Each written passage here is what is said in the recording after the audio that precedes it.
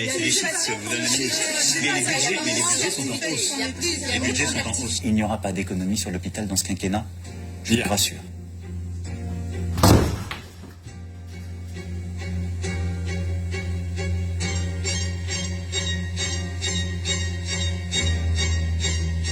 Le président de la Fédération hospitalière de France le dit, le ministère n'a pas pris la mesure. Les soignants de Marseille témoignent qui se volent des brancards entre services parce qu'ils n'en ont plus.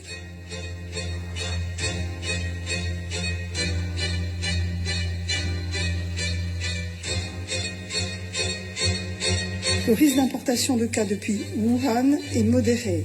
Il est maintenant pratiquement nul et les risques de propagation du virus dans la population sont très faibles. Aujourd'hui en France, on ne doit pas avoir peur, en tout cas pas de ce nouveau coronavirus. Nous avons des dizaines de millions de masques en stock.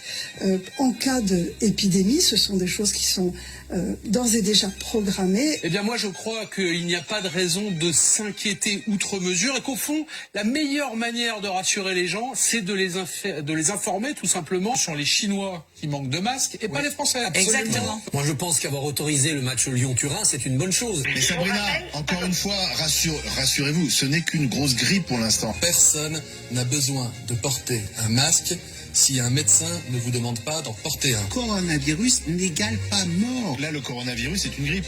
En réalité, il n'y aura plus vraiment de mesures de confinement, il n'y aura pas forcément d'écoles fermées, il n'y aura pas forcément de trains fermés. On ne va pas fermer toutes les écoles de France, comme quand il y a une épidémie de grippe en France, on ne ferme pas toutes les écoles de France.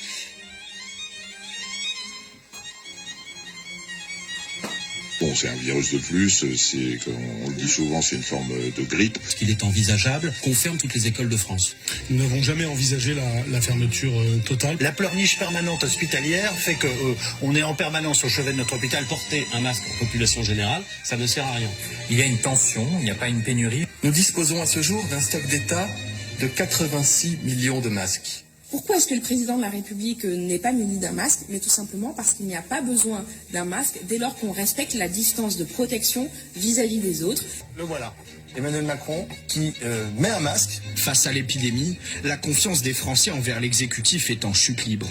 Dans l'EHPAD, il n'y a aucune protection, il n'y a pas de masque. Là, on m'a donné des sacs poubelles que j'ai demandé pour aller faire les visites. J'ai mis des sacs poubelles de salle de bain en chaussures et puis les charlottes de cuisine que l'école de ma fille m'a gentiment données. Et du coup, je fais la visite équipée comme ça. Je tiens à le dire à tous nos ministres, taisez-vous.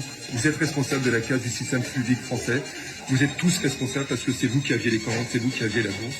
Vous avez du sang sur les mains, messieurs, dames, les ministres. Alors taisez-vous. On ne veut plus vous entendre parce que ça devient insupportable de vous entendre.